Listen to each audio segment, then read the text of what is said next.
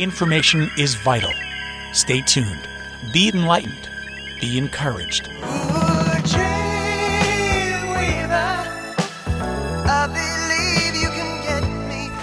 Your doctor's dietary ignorance will kill you. Once again, it's me, Dr. Jim, and Mr. Bones, just hanging with me.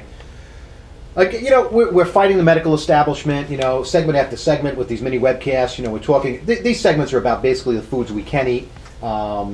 The question I get time and time again, too, is, you know, Doc, you say to eat more fat and cholesterol, but where do you get fat and cholesterol from, you know? It's not like the food says, you know, I have cholesterol in me, you know, eat me.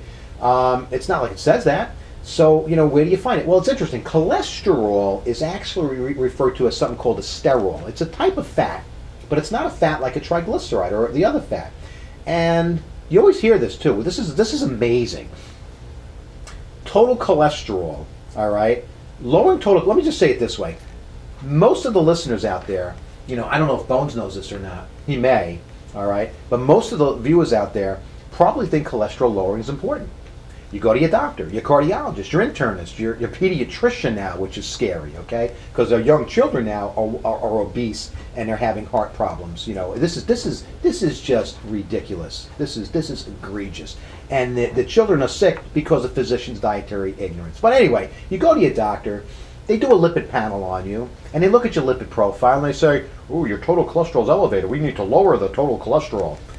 Really? Well, I guess they're not aware of the fact that lowering total cholesterol has never been shown to lower one's risk for heart disease.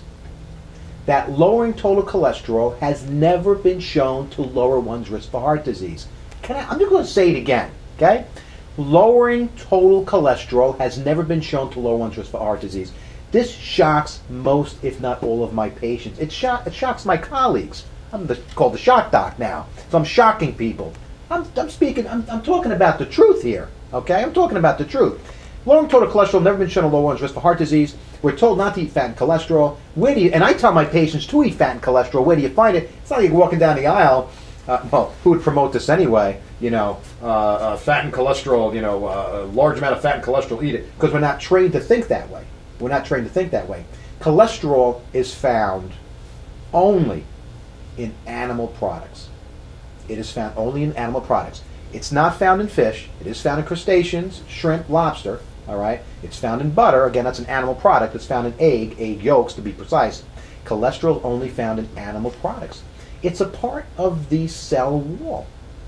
Without cholesterol, we wouldn't be alive. We wouldn't be here today. We need cholesterol in order to be alive. We create hormones from cholesterol. Have you heard of testosterone? Have you? Have you heard of estrogen? Have you heard of cortisol? Have you heard of progesterone or bile acid pigments? These are things that are very important in the human bodies. Eating cholesterol, very important. A few segments, you know, we'll get into that later. But the foods that are high in cholesterol are the foods that you're taught to avoid, that Mr. Bones should be eating, that we all should be eating to maintain our ultimate wellness.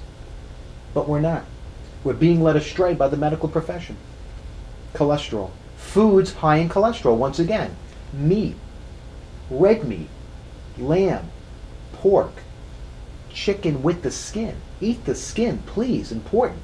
You know, and as I'm thinking about it, we're told not to eat meat because it's saturated fat. It's predominantly saturated fat. Well, here's the problem with that. The more you know. No. Red meat, lamb, pork, egg yolk is not, well, we'll leave egg yolk out of it, but lamb, pork, and meat is not predominantly saturated fat. It is 55% unsaturated. Ask your doctor if they know the percentage of saturated to unsaturated fat in the meat. And I guarantee you they'll tell you it's predominantly saturated. That is wrong. When you look at foods such as lard, run for the hills, Bones, lard's, you know, coming after us. We can't eat lard. Pork fat, 60% unsaturated. Chicken, turkey fat, 80% unsaturated. These animal fats are predominantly unsaturated, predominantly not saturated fats. You want cholesterol? You need cholesterol. Your body craves cholesterol. Meats, egg yolk, shrimp, lobster. That's where you get it from.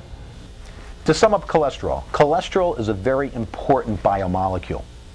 the cholesterol in our blood, the total cholesterol, is actually the summation of carrier molecules of cholesterol.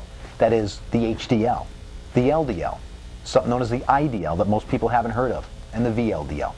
Add these all together, you get your total cholesterol. Some other points that are very, very important.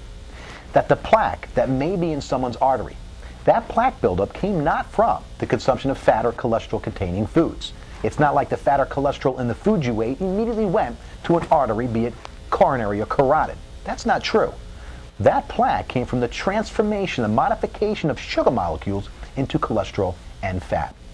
Very important biomolecule out there, the most pivotal biomolecule that most clinicians have forgotten, something called acetyl-coenzyme A. Many different fates. You're eating a lot of carbohydrates with a cholesterol-containing food, you're sending all the signals for that acetyl-coenzyme A molecule not to produce ATP, which is energy, but to be made or transformed into fat, triglycerides, and cholesterol. Cholesterol, very important biomolecule. Important for the production of sex hormones, such as progesterone, estrogen, testosterone. Important in digestion, digestive hormones.